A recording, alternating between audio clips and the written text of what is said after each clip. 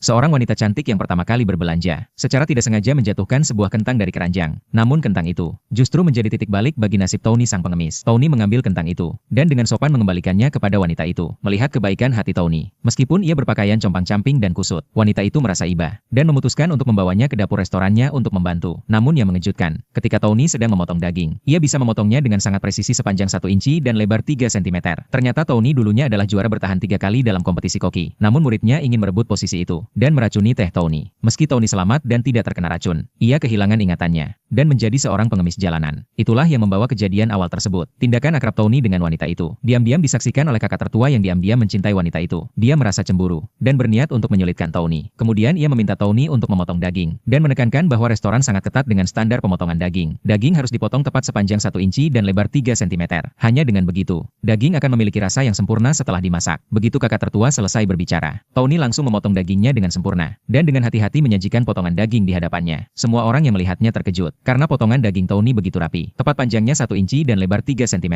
Kakak tertua melihatnya dan berkata bahwa potongan itu lebih buruk dari yang bisa dilakukan oleh anak berusia 3 tahun. Kakak tertua yang ingin mengusir Tony dan menikahi wanita itu kemudian datang dengan ide lain. Dia meminta Tony untuk memecahkan telur dan menginginkan agar telur itu tidak hanya dipecahkan dengan kekuatan yang merata, tapi juga dengan kecepatan tinggi, sehingga kuning telur dan putih telur tercampur dengan sempurna. Dan ia juga menyebutkan bahwa tusuk sate harus berdiri di atas telur tanpa jatuh agar lulus. Namun begitu selesai berbicara, Tony sekali lagi menyelesaikan tugas tersebut dengan sempurna. Melihat hal itu, semua orang kagum pada kemampuan Tony. Namun kakak tertua menjadi sangat marah dan menyuruh Tony untuk membalur daging iga dengan tepung dan memastikan sausnya tidak lebih dari 1 mm, serta tidak boleh ada tetesan yang terjatuh. Jika tidak, Tony harus pergi. Tony pun dengan hati-hati memasukkan potongan daging iga ke dalam adonan tepung, lalu menggunakan cinya untuk menempelkan tepung dengan rapat pada daging. Kemudian dia menepukkan tangan ke meja dengan keras dan semua potongan daging terbang ke udara. Akhirnya ia menangkapnya dengan sempurna menggunakan piring. Seluruh proses itu terlihat sangat lancar dan tangannya tidak sedikit pun terkena tepung. Mereka pun menyadari bahwa Tony mungkin menggunakan ci. Namun kakak tertua merasa terhina karena Tony lebih hebat darinya. Ia langsung marah besar dan memperingatkan Tony agar tidak merebut perhatian darinya. Jika tidak, ia akan mematahkan kakinya. Tony acuh tak acuh dan terus melanjutkan pekerjaannya. Kemudian kakak tertua menyuruh Tony untuk membawa makanan. Namun Tony yang sudah menyiapkan daging iga asam manis tidak langsung mengantarkan makanan itu, melainkan ia terdiam sejenak. Kakak tertua yang melihat hal itu pun menanyakan alasannya. Tony menjawab bahwa saus pada masakan itu terlalu kental dan akan mempengaruhi rasa. Ia juga menyebutkan bahwa pemimpin restoran itu orang lokal dan pasti akan kecewa dengan rasa tersebut. Mendengar itu, kakak tertua langsung marah dan mengatakan bahwa ia telah belajar masakan selama 10 tahun. Bagaimana mungkin seorang pengemis seperti Tony bisa mengkritiknya? Saat itu wanita cantik itu berlari masuk dan berkata bahwa pemimpin restoran sudah sangat lapar dan meminta mereka segera mengantarkan makanan. Kakak tertua langsung merebut makanan dari tangan Tony dan memberikannya kepada wanita itu. Namun ketika daging iga asam manis disajikan, pemimpin restoran hanya mencicipinya sejenak, lalu langsung memuntahkannya dan dengan tegas mengatakan bahwa sausnya terlalu kental. Ia bahkan marah dan mengatakan